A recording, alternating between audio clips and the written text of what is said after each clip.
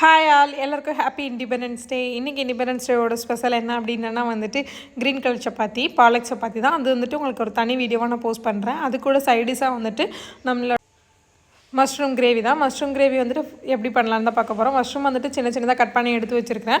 ஒரு 200 gram mushroom இருக்கும். அதை வந்துட்டு நல்லா வாஷ் பண்ணி க்ளீன் பண்ணி கட் பண்ணி எடுத்து வச்சுட்டு ஃபஸ்ட்டு வந்துட்டு ஒரு ஆயிலில் போட்டு ஒரு ரோஸ்ட் பண்ணி எடுத்து வச்சுக்கோங்க. அதுக்கப்புறம் அதே பேனில் வந்துட்டு 2 டேபிள் ஸ்பூன் எண்ணெய் ஊற்றி நம்ம வந்துட்டு பெரிய வெங்காயம் 2 வெங்காயம் கட் பண்ணி எடுத்து வச்சுருக்கேன். அப்புறம் ஒரு தக்காளி கட் பண்ணி எடுத்து வச்சுருக்கேன். பெரிய வெங்காயம், தக்காளி, இஞ்சி பூண்டு பேஸ்ட்டு எல்லாத்தையும் போட்டு நல்லா வந்துட்டு வதக்கி எடுத்துக்கோங்க. வதக்கி எடுத்து தனியாக எடுத்து ஆற வச்சுருங்க. ஃபஸ்ட் டைமும் நான் சைமண்டேனியஸாக தான் சப்பாத்தி பண்ணுறதுக்கு ரெடி பண்ணிகிட்டு இருந்தேன். ஸோ அதனால் அது ஒரு சைடு நமக்கு ரெடி ஆகிட்டு இருந்தது.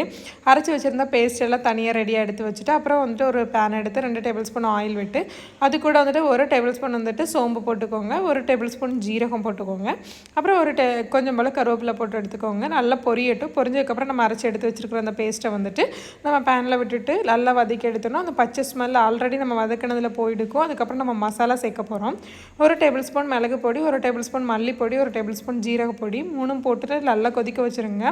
மசாலா ஸ்மெல்லு பச்சை ஸ்மெல்லாம் போனதுக்கப்புறம் வந்துட்டு கொத்தமல்லி கருவேப்பிலை போட்டுருங்க. அப்புறம் அடுப்பை ஆஃப் பண்ணிவிட்டு ஆப்ஷனல் தான் அந்த ஃப்ரெஷ் க்ரீம் வந்துட்டு உங்கள்கிட்ட இருந்துச்சு அப்படின்னா ஃப்ரெஷ் க்ரீம் வந்துட்டு நீங்கள் தாராளமாக சேர்த்துக்கலாம். ஸோ அடுப்பை அமர்த்திட்டு சேர்க்குறப்போ வந்துட்டு அந்த ஃப்ளேவர் வந்துட்டு தனித்தனியாக பிரியாது. ஸோ நமக்கு கிரேவியோடு சேர்ந்து மிக்ஸ் ஆகி நமக்கு கிடைக்கும். ஸோ நான் ஃப்ரிட்ஜுக்குள்ளே வச்சுருந்ததுனால அதில் நல்லா கட்டி ஆகிடுச்சு. ஸோ அதுக்கப்புறம் வந்துட்டு ஆஃப் பண்ணிவிட்டு ஃப்ரெஷ் க்ரீம் போட்டுட்டு அதில் நல்லா மிக்ஸ் பண்ணி எடுத்து வச்சுக்கோங்க. எடுத்து வச்சதுக்கப்புறம் வந்துட்டு நமக்கு சைடிஷாக வந்துட்டு சப்பாத்தி, பூரி, அப்புறம் வந்துட்டு ஜீரா ரைஸ் இது எல்லாத்துக்குமே சூப்பர் டேஸ்ட்டாக இருக்கும். ஸோ எல்லாத்தையும் ப்ரிப்பேர் பண்ணி எடுத்து வச்சுட்டேன். சப்பாத்தி ஒரு சைடு ரெடி ஆகிடுச்சு. ஆக்சுவலாக இன்றைக்கி ரொம்ப லேட்டு, நம்ம காலேஜ் போயிட்டு வந்தால் குக் பண்ணுற மாதிரி ஆகிடுச்சு. நான் மாவு மட்டும் பிணைஞ்சி வச்சுட்டு காய் மட்டும் கட் பண்ணி வச்சுட்டு போயிட்டேன். அதுக்கப்புறம் வந்து தான் சப்பாத்தி போட்டு நம்ம கிரேவி வைக்கிற மாதிரி இருந்துச்சு. ஸோ அவருக்கு ஒரு 3 சப்பாத்தி வந்துட்டு எடுத்து வச்சிட்டேன். ஸோ நல்லாவே இருந்துச்சு பாலக் சப்பாத்தி. அது வந்துட்டு உங்களுக்கு தனி வீடியோவாக நான் போஸ்ட் பண்ணுறேன். அப்புறம் வந்துட்டு 3 சப்பாத்தி எடுத்து வச்சு ஒரு பவுலில் வந்துட்டு கிரேவி எடுத்து வச்சிட்டேன். அது சாப்பிட்டுட்டு எப்படி இருக்குன்னு சொல்லட்டும் அப்படின்றதுக்காக கொண்டுட்டு போனேன்.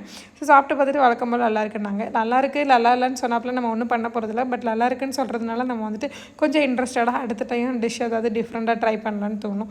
ஸோ அதனால தான் கொண்டு போய் டேஸ்ட்டு கொடுக்குறது. நீங்கள் எப்படி பண்ணுவீங்கன்னு மறந்துட்டு நம்ம கமெண்ட்டில் சொல்லிடுங்க. அப்புறம் வந்துட்டு இண்டிபெண்டன்ஸ் டே ஸ்பெஷல் என்னென்னு கமெண்ட்டில் பின் பண்ணிவிடுங்க. வீடியோ பிடிச்சிருந்தா சப்ஸ்கிரைப் பண்ணி கமெண்ட். தேங்க்யூ ஃபார் வாட்சிங். Bye bye. Take care.